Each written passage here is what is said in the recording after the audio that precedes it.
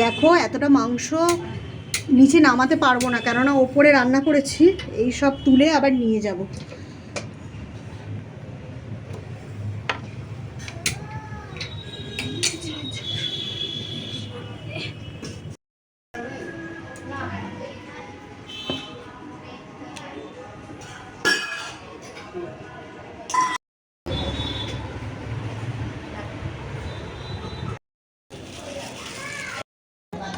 মুড়িটা মানে মায়ের এখানে দিয়ে দাও, পাতে দিয়ে দাও।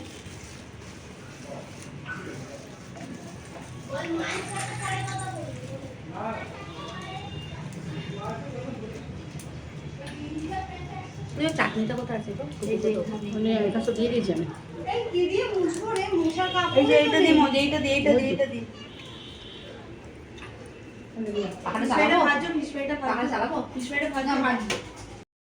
মাংসটা তুলে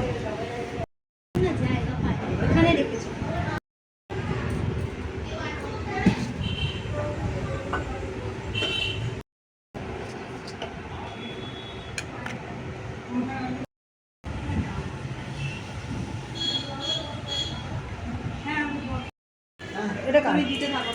চলো আলপনা, চলো শুরু করে দাও। এইটা ওইটা ওইটা দিও।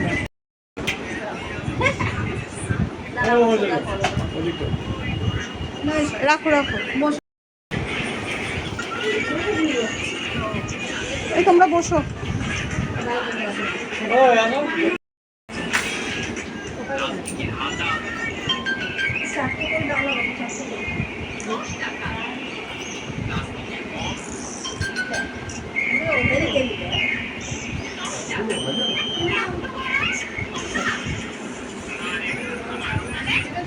আবার ফিশ ফ্রাই অর্ডার দিয়ে মাছ চাই। ঠিক আছে, দিচ্ছে।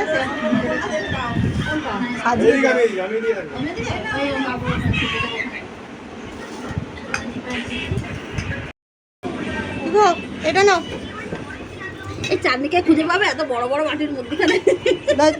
ওই এইখানে আছে।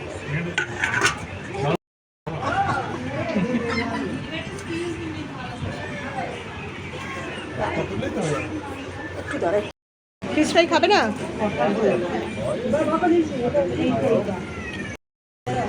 হ্যাঁ, এটা খাবে না?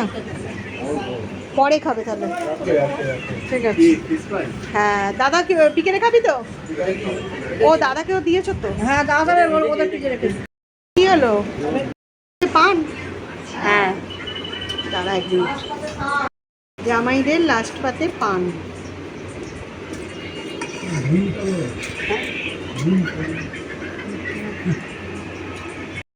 মাংসটা খেয়ে বলবে পিসুমশাই কেমন হয়েছে। একদম দেখো লাল লাল হয়েছে, কিন্তু ঝাল ঝালও হবে। লাল লাল ঝাল ঝাল খেয়ে বলতে হবে কেমন হয়েছে। মাছটা কেমন সেটা বলতে হবে। হ্যাঁ, মাছ আর এই পমপ্লেট মাছ দিসনি? নেবে না।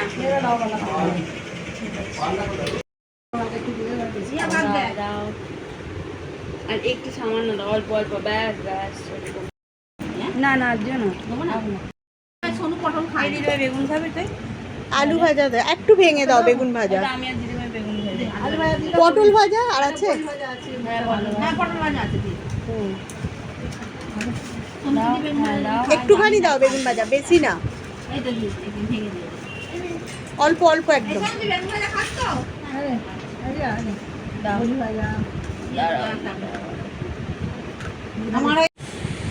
দেখো বন্ধুরা, সবার খাওয়া হয়ে যাবার পর লাস্টে আমরাও খেতে বসে পড়লাম। আর প্রত্যেকটা রান্না ভীষণ ভালো হয়েছিল, ডাল থেকে ভাজা থেকে, তারপর ফিশ ফ্রাইটাও আমাদের অর্ডার দিয়ে আনানো হয়েছিল, খুব সুন্দর ছিল।